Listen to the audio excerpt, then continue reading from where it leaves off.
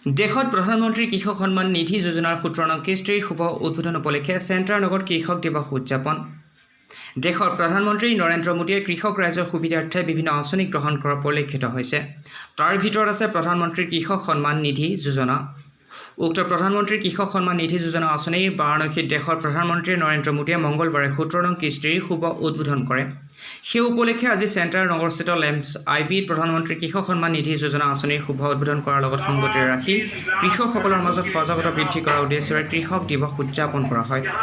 উক্ত অনুষ্ঠানত মুখ্য অতিথি হিচাপে উপস্থিত থাকে কাৰ্বি আংলং জিলাৰ হাওৰাঘাট বিধানসভা সমষ্টিৰ বিধায়ক দৰসিং ৰংহাং, কাৰ্বি আংলং জিলাৰ জিলা কৃষি বিষয়া ৰাজু ডেকা, কৃষি পৰিদৰ্শক লংচিং বি, সহকাৰী কৃষি সম্প্ৰসাৰণ বিষয়া জালান প্ৰবি, জয়ন্ত ডেকা, তপন বৰাৰ লগতে লৰিংথিবি চেণ্টাৰ অঞ্চলৰ বহুতো কৃষক ৰাইজ উপস্থিত থাকে।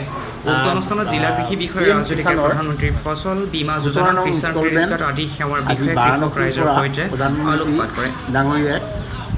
এই উপলক্ষে কাৰ্বি আংলং জিলাৰ ৰিপৰ্ট সংগতি ৰাখি অসম লাইভ। আজি ভাৰতবৰ্ষৰ প্ৰত্যেক ব্লকে ব্লকে কিষাণ দিৱস উদযাপন কৰা হৈছে আৰু এই কিষাণ দিৱসত উদযাপনৰ সংগতি ৰাখি আমি এই অঞ্চলৰ বিভিন্ন কৃষক বন্ধু বান্ধৱীসকল আহিছিল আৰু তেওঁলোকৰ লগত আমি এই PM কিষাণৰ বিভিন্ন আঁচনি সুবিধা এইবিলাকৰ বিষয়ে আমি আলোচনা কৰিছোঁ।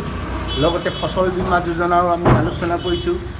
কিষাণ ক্ৰেডিট কাৰ্ড এইবিলাকৰ বিষয়েও খেতিয়কসকলৰ লগত আলোচনা কৰিছোঁ। বা বাৰিষাত এতিয়া খেতি তেওঁলোকে বস্তু বাহানি ইনপুট চিড স্প্ৰেয়াৰ মেচিন এইবিলাক পাইছেনে নাই এইবিলাকো আমি তেওঁলোকৰ লগত আলোচনা কৰিছোঁ।